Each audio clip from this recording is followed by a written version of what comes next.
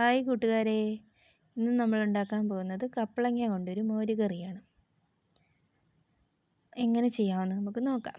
പച്ച കപ്പളങ്ങ നന്നായിട്ട് കൊത്തി അതിൻ്റെ കറയൊക്കെ കളഞ്ഞിട്ട് ചെത്തി കഷ്ണങ്ങളാക്കി മുറിക്കുക. ഒരു കുക്കർ എടുത്ത് അതിൻ്റെ അകത്ത് മുറിച്ച കപ്പളങ്ങയും ഒരു പച്ചമുളക്, 2 വെളുത്തുള്ളി, അല്പം ഉപ്പ് ആവശ്യത്തിന്, അതുപോലെ മഞ്ഞൾ പൊടിയും കൂടെ ഇട്ട് 1/2 ഗ്ലാസ് വെള്ളം ഒഴിച്ച് നമ്മൾ 3 വിസിൽ അടിക്കുന്നവരെ വേവിക്കുക. ചില കുക്കറുകൾ, നിങ്ങളുടെ കയ്യിലുള്ള കുക്കർ പുതിയതാണെങ്കിൽ അത്രയൊന്നും വേണ്ടി വരില്ല. അപ്പം കപ്പളങ്ങ വെന്തോ എന്ന് നമുക്ക് നോക്കാം.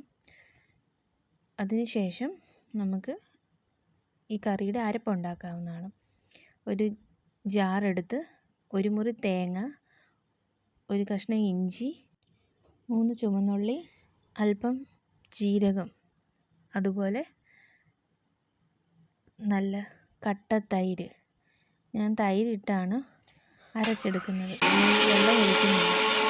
അത് നമ്മൾ കപ്പളങ്ങ വേവിക്കാൻ വേണ്ടി വെള്ളം ഒഴിച്ചായിരുന്നു. കപ്പളങ്ങ വെന്തുവെങ്കിൽ നമുക്ക് ഈ അരപ്പൂടെ ഒഴിച്ചു കൊടുക്കാം. ഇനിയും തിളപ്പിക്കുമ്പോൾ നമ്മൾ നന്നായിട്ട് ഇളക്കി കൊടുക്കണം. കാരണം തൈര് ഒഴിച്ചത് കൊണ്ട് പിരിഞ്ഞു പോകാൻ ചാൻസ് ഉണ്ട്.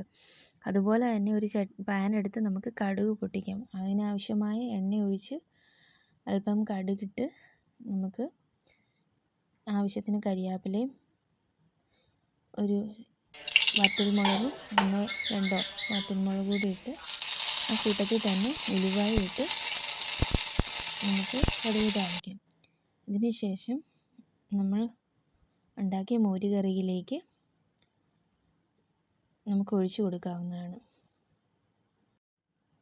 ചെറു തീയിൽ നിന്ന് തിളച്ച ശേഷം നന്നായി ഇളക്കി കൊടുക്കുകയും ചെയ്യണം. തിളച്ചുവെങ്കിൽ നമുക്ക് അടച്ചു വെക്കാവുന്നതാണ്. വാങ്ങാൻ ഒരു അല്പം എണ്ണയും കൂടെ ഒഴിച്ച് അടച്ചു വെക്കാവുന്നതാണ്.